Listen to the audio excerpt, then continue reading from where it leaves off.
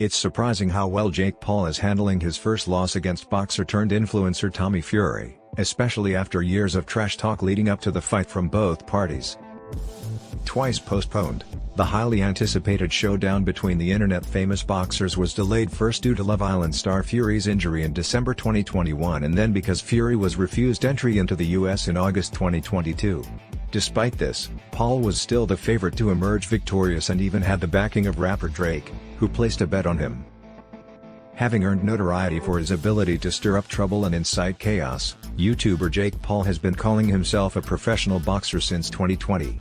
Despite winning several bouts against aging MMA fighters and fellow YouTubers, critics had their doubts about his abilities and predicted he would lose to a professional boxer like Fury, who comes from a family of champions. Those skeptics were proven right, and they have been reveling in Paul's defeat. The outcome of Paul's match against Fury was determined by a split decision after 8 rounds. Although Paul managed to knock Fury down, it was Fury who landed a significantly higher number of punches. Since 2018, Paul has been on a mission to establish himself as a legitimate boxer, a challenging task given his background as a former Disney Channel actor and leader of the content group Team 10, who had previously released diss tracks against other creators.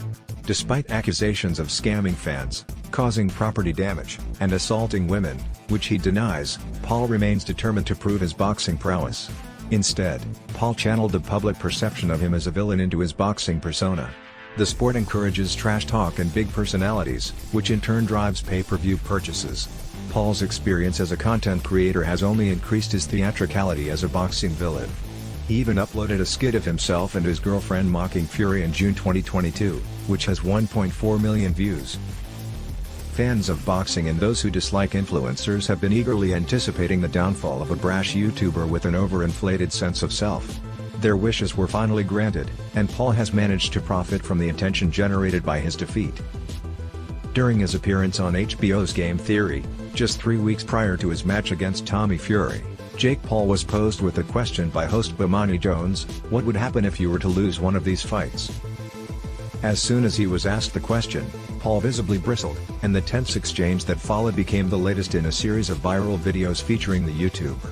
Although the query was straightforward, it remains a central one to Paul's boxing career. The answer to that question inched closer to reality on Sunday, February 26, when Jake Paul faced off against Tommy Fury in his first match against a professional boxer in a pay-per-view event held in Diriyah, Saudi Arabia. In the end, Paul was defeated by Fury in a split decision.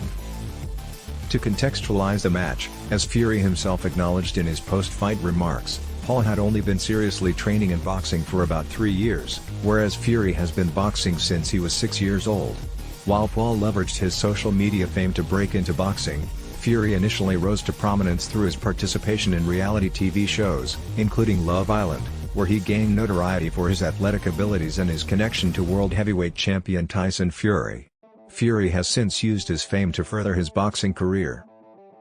Although Paul performed admirably in the fight, managing to knock Fury down with a jab in the final round and even winning on one judge's scorecard, the outcome was predictable given the vast difference in experience between the two fighters. Ultimately, Fury's superior offensive and defensive skills allowed him to think faster and solve problems more effectively in the ring. This phenomenon of quick pattern recognition and decision-making, known as chunking, is discussed in David Epstein's best-selling book Range, particularly as it applies to athletic pursuits.